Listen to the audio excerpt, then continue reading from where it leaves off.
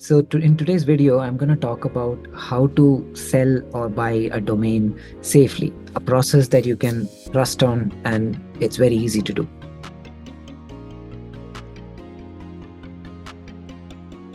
Let me share my screen and talk about how it is done.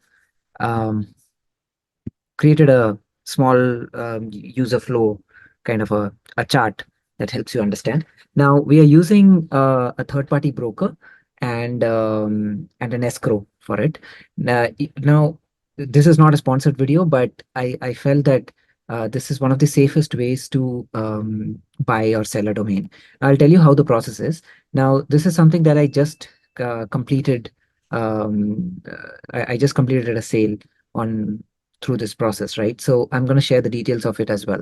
Now, the first is, somebody will if you are selling a domain, some buyer will contact you, or you can list your domain on a website like domainagents.com.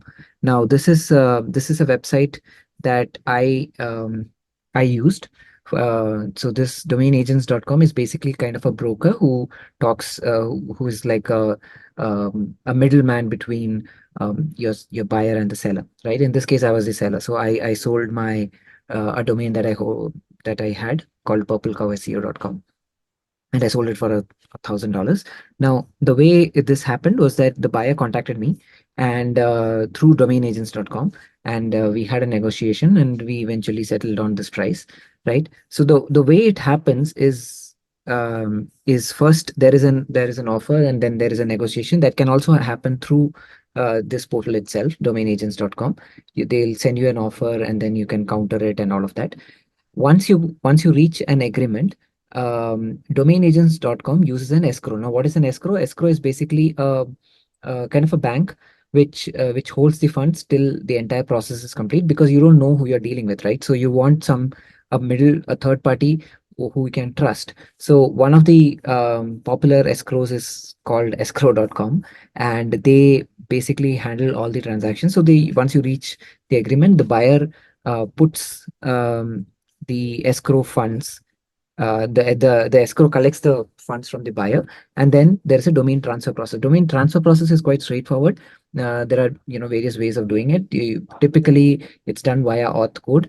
They'll give you the instructions very clearly. It's 3 to 4 step process. It's very straightforward. Basically, you unlock the domain through your Google Domains or GoDaddy or whatever domain platform you are using. Now, you unlock the domain, you set the privacy mode to off, and then uh, you generate an authentication code. Now, that authentication code is used for the transfer, right? This is for the seller. On the buyer side, a very similar process happens. You use the authentication code to transfer it to your name, right? Now, the escrow basically will uh, will have a process like this. Let me see. Huh.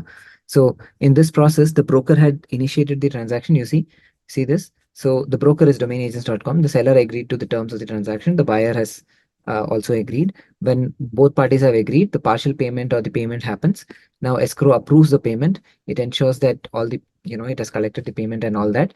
Now once the payment is collected, the seller transfers that in this case it was me, transfer the domain via authorization code. Now there are different ways of transferring. That's why it mentions authorization code. Now once the buyer has received there is an inspection period of 1 day. Once that happens, the buyer accepts the domain name and the funds are disbursed, right? So this is like a pretty straightforward process. So all in all, all you need to do is go to domainagents.com. And again, not sponsored, but I really loved the process of how smoothly it happened. So I typically would recommend you using something like this. So you suppose you're buying. Now this is from the seller side, right? Now suppose you're buying one, right? Again, you go to domainagents.com, and you type in the domain that you want. So let's say you want google.com. I'm not saying that Google is selling it, but let's say you want to buy google.com. So make an offer to buy, right? So you'll make an offer, Here, place your offer. So let's say I'm buying it for 399.